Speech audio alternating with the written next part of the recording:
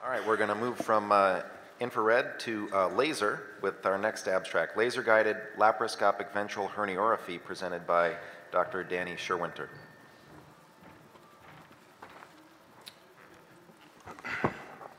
Good afternoon, everybody. My name is Matthew Dixon.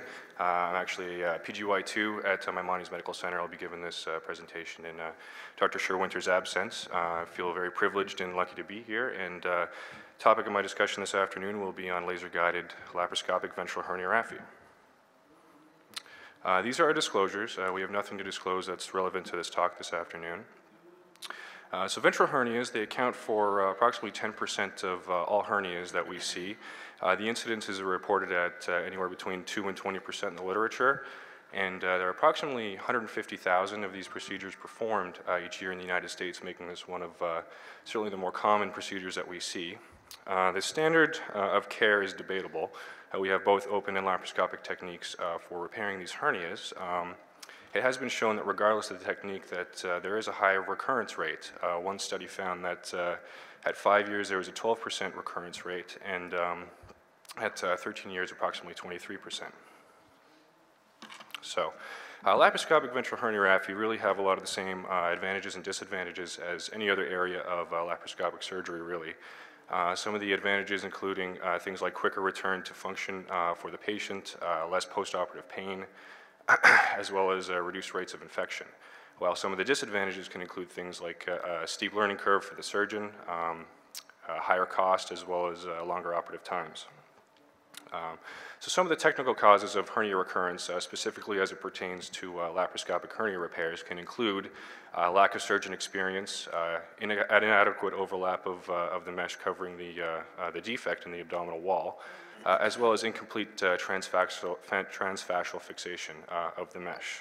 So with that in mind, we've developed basically a laser-guided system that we call a laser-guided ventral herniorrhaphy, with the goal of this system really being to increase the accuracy of the placement of our transfascial sutures, with the hope that this may decrease the rate of recurrence of these ventral hernias. So what you have essentially is a laser projector which sits outside of the patient, and it generates a two-dimensional road map. This image is then directed down a cannula, which would ideally enter the abdomen through something like a 12-millimeter trocar. And this laser image is met at the end of the cannula by a convex mirror. And this convex mirror will then reflect the laser from itself onto the anterior abdominal wall and provide you with a two-dimensional road map on the peritoneal surface of the anterior abdominal wall, which can be used to more precisely place your transfascial sutures. So this is a photograph of our simulator with the laser projector sitting outside of the simulator. And this is a photograph of our setup in a canine model. This picture here is basically of us placing targets on our mesh which correspond to this two-dimensional roadmap. So using a printed guide, which essentially is a printed image of the roadmap itself with holes in it, we've traced targets onto the mesh, which again corresponds to the two-dimensional roadmap, which is projected intra-abdominally, and then corresponds to where we will take bites out of the mesh with our transfascial sutures. In our simulation, we used a 2-centimeter defect and estimated that we needed a minimum of 2 centimeters on either side of the defect to adequately cover the defect. So we needed a mesh that was a minimum of 6 centimeters in diameter. And we felt that adequate fixation of the mesh to the anterior abdominal wall could be achieved with 6 transfascial sutures. And that's why we've drawn 6 targets on the mesh. So this photograph is from within our simulation model, essentially of the anterior abdominal wall of that two-dimensional roadmap. So it indicates dead center where the cannula enters the simulated anterior abdominal wall. It also indicates the adequacy of mesh overlap, which is indicated by this outer circle. And also indicates where our transfascial sutures will be placed, which is indicated by where these lines radiating from dead center intersect this outer circle. So this is a video. Can we play the video? So this is from within our simulation model. This is a close-up of the cannula as it comes through the simulated anterior abdominal wall with the projected two-dimensional roadmap. And this is a close-up of that convex mirror as the laser comes through the cannula and is reflected off of the convex mirror. And again, an image of the two-dimensional roadmap itself. So using a Varus needle, we enter the simulated abdomen, deliver the transfascial suture, and using a needle driver, we will pick up our mesh and then fire the suture across the mesh at our pre-drawn target. And then once again, using the Varus needle, we will retrieve the transfascial suture from the abdomen.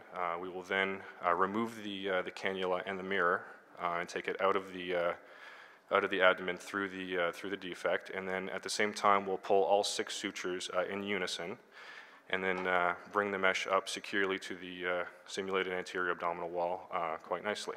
So, in conclusion, this study really just introduces the idea of a laser-guided system to help increase the accuracy of our transfascial suture placement, with, again, the hope that this may reduce recurrence rates of ventral hernias, and it indicates that it is feasible. And the hope is that this system may be useful, especially for training residents and surgeons not performing laparoscopic ventral herniorrhaphy. So thank you very much for your attention, and welcome any questions.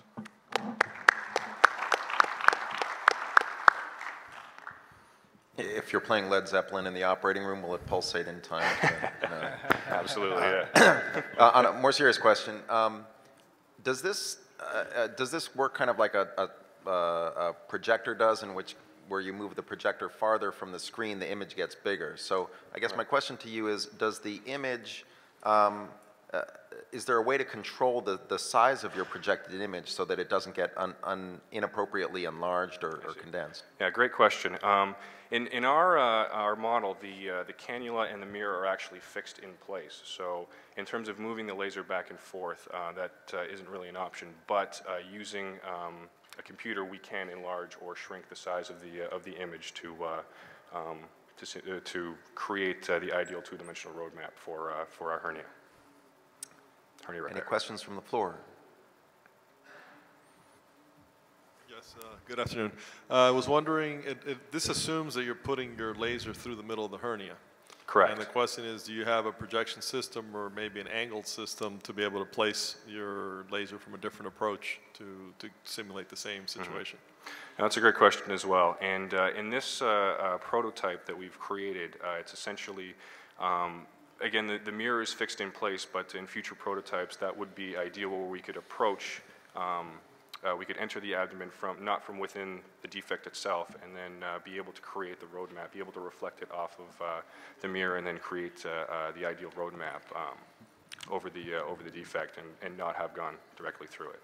All right, thank you very much. Very interesting. Thank you.